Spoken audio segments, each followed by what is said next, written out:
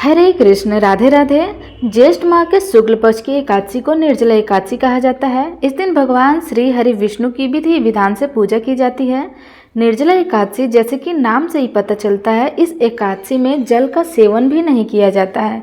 जैसे कि बाकी एकादशी में उनमें आप फलाहार कर सकते हैं, जल पी सकते हैं, लेकिन निर्जला एकादशी में अन्य जल और फल सभी चीज़ों का त्याग करके पूरी तरह से निर्जल रहकर किया जाता है।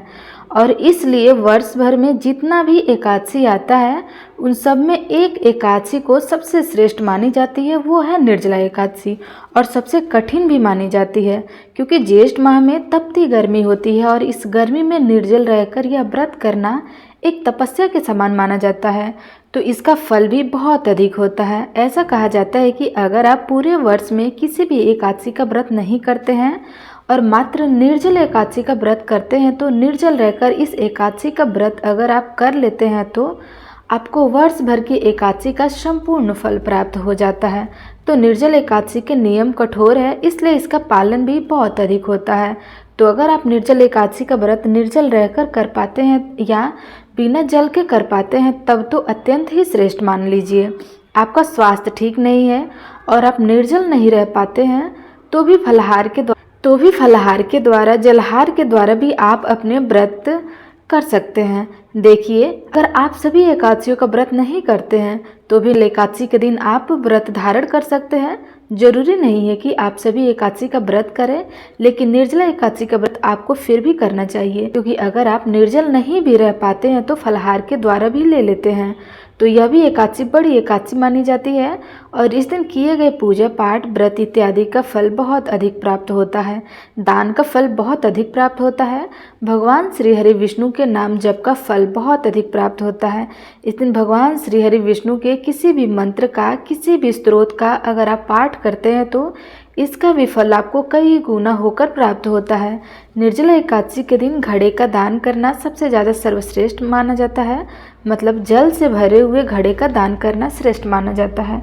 बहुत से स्थानों पर लोग प्याऊ लगवाते हैं, शरबत बांटते हैं, क्योंकि आज के दिन जल बांटना, जल का वितरण करना बहुत श्रेष्ठ माना जाता है। अगर आप निर्जला यह व्रत कर रहे हैं, बिना जल के आप इस व्रत कर रहे हो, तो इस अवस्था में अगर आप जल का वितरण करते हैं तो इसका फल और भी अधिक माना जाता है, क्योंकि स्वयं प्यासे रहकर और दूसरे को जल पिलाना यह महान पुण्य माना जाता है। जो भक्त पहली बार एकादशी का व्रत प्रारंभ करना चाहते हैं, और कई भक्तों के प्रश्न आते हैं कि क्या हम पहली बार व्रत प्रारंभ कर सकते हैं, तो देखिए, निर्जला एकादशी के इस दिन से आप चाहते हैं तो अपने एकादशी व्रत प्रारंभ कर सकते हैं। सबसे पहले जानते हैं कि निर्जला एकादशी साल 2025 में कब पड़ रहा है। ज्येष्ठ माह के शुक्ल पक्ष की एकादशी को निर्जला एकादशी माना जाता है।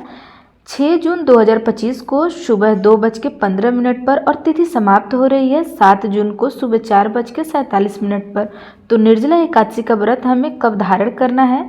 इस बार निर्जला एकादशी का व्रत 2 दिनों तक रखा जाएगा। मतलब बहुत से भक्त हैं जो कि 6 जून को यह व्रत धारण करेंगे, और बहुत से भक्त हैं जो कि यह 7 जून 2025 को भी एकादशी का निर्जला व्रत धारण करेंगे।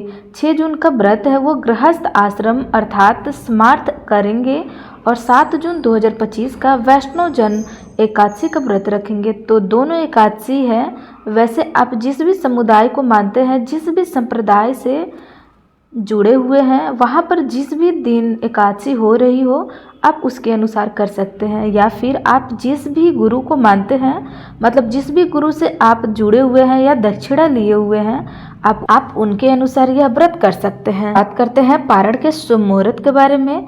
तो अगर आप 6 जून 2025 को निर्जला एकादशी का व्रत धारण करते हैं तो व्रत का पारण आपको 7 जून 2025 को दोपहर 1:44 4:31 के बीच में ही कर सकते हैं। ऐसा क्योंकि हरिवासर की समाप्ति के बाद ही हम व्रत खोलते हैं, और इस बार जब द्वादशी तिथि समाप्त हो रही हो तो सुबह 4:47 पर हरिवासर की समाप्ति होगी। इसलिए 7 जून 2025 को सुबह 11:25 पर अब दोपहर में भी व्रत नहीं खोला जाता है। इसलिए 1:44 से लेकर 4:31 के बीच में आप अपने व्रत को खोल सकते हैं। अगर आप 6 जून को व्रत धारण करते हैं तो निर्जला व्रत धारण कर रहे हो तो आपके लिए यह कठिन है, क्योंकि निर्जला एकादशी का व्रत फिर हो जाएगा। लगभग 32 घंटों तक का निर्जला व्रत रखना आसान तो नहीं होता है, बहुत मुश्किल है, लेकिन फिर भी जब ठाकुर जी की कृपा होगी तो हो ही जाएगा। अब बात करते हैं, अगर आप 7 जून को एकादशी का व्रत धारण करते हैं तो आपको अपना व्रत खोलना होगा 8 जून 2025 को 5:23 से सुबह 7:17 पर आप पारण कर सकते हैं। अब आपको ध्यान रखना है, सुबह 7:17 पर द्वादशी तिथि समाप्त हो जाएगी, तो इससे पहले आपका व्रत अवश्य खुल जाना चाहिए। इस बात का आपको ध्यान रखना होगा। तो एकादशी के दिन पहले दशमी तिथि के नियम का पालन किया जाता है। ऐसे में दशमी तिथि को शुद्ध और सात्विक भोजन लेना चाहिए, भूमि पर शयन करना चाहिए और ब्रह्मचर्य का पूर्ण रूप से पालन करना चाहिए। द्वादशी के दिन आपको व्रत धारण करना है, फिर द्वादशी के दिन आपको व्रत का पालन करना है। फिर ये रही निर्जला एकादशी से जुड़ी हुई कुछ खास नियम। अगर वीडियो पसंद आई हो तो लाइक कमेंट अवश्य करें।